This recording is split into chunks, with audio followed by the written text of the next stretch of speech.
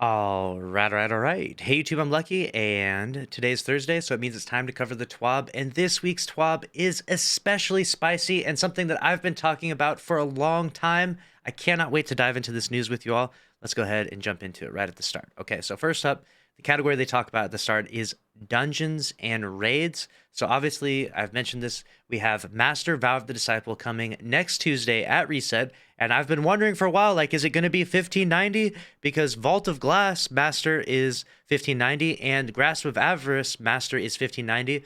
So I was assuming that the Master Vow would be 1590, but instead they went a different route. It's actually 1580. So you might think, oh, that's going to be a lot easier, but they did a seasonal cap of plus 30. So for example, right now, if you were 1600 power, if you were just a bounty goblin and you've been grinding that out, you can have a plus 10 power above the master activities like we talked about Vault of Glass and we talked about Grasp of Avarice. You could have a plus 10 above that, and the power delta goes 50 above. So you could potentially go all the way up to, like, I guess 1640, which would be insane, right? But in this, with a seasonal cap of plus 30, this means that once you hit 1580, that's the highest you can go. So if you're going to do Master Vow of the Disciple, I would recommend, obviously, try to be 1580. You'll have a much better time. But if you can't, 1570 will be just fine. 1560, it's going to be pretty rough. You know what I'm saying? Between 1560 and 1570, I think, is where you'll find a good majority of people at. But the at least aim to have like 1570 would be my opinion, to have a pretty easy run through where you'll get a chance at the adept version of the given weapons, which is a really interesting path that Bungie is going. Why is it a chance at the adept versions instead of just like a guaranteed drop from the encounter? I'm not sure exactly why they're doing that.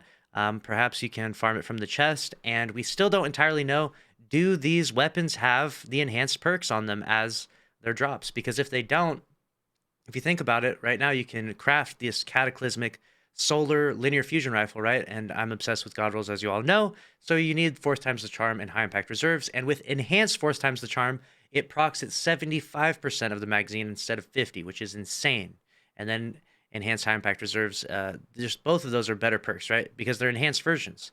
So if the adepts don't just drop with enhanced versions, then it would certainly, they're not going to be nearly as good as the craftable ones. So probably the reason why it's a chance to drop them is because of that reason. We'll see. We'll see if you can farm them from the chest at the end like you can in Vault of Glass. Right now, you can just, once you get one of the Fatebringers to drop, you can go to the chest at the end and you can just pick up Fatebringer after Fatebringer after Fatebringer and so on and so forth. There's also like the sort of curated role that goes with them, so we'll see what happens with that. Either way, it's going to be a really good time. It's going to be a very challenging activity. I can't wait to bring you a guide of the Master Vow of the Disciple, and can't wait to beat that and carry various people through it on the Twitch channel, because that will be really exciting. So that'll be next Tuesday. I'll see you there. I'll see you on that live stream. And I'm excited. I'm ready for that. I'm already at 1580 plus, so we're good to go. Next up, we're going to talk about probably the most exciting thing, which is that in Season 17, they're going to be doing a raid dungeon and raid rotation. Okay, each season, the newly released raid and dungeon will grant pinnacle rewards for all encounters. As example, in Season 17, Vow of the Disciple and the upcoming Redacted Dungeon. Outside of these, we'll have a raid rotator and dungeon rotator, each offering a pinnacle reward once completed. So that's going to be crazy. You're going to have these activities on a rotation, and there will be the option to get pinnacle drops from them, but also they mentioned that the loot will be able to be indefinitely farmed. So keep that in mind. Rewards, what's the difference there? For the weekly rotation, completing the final encounter in any of the chosen raids or dungeons will award a pinnacle drop from a weekly challenge.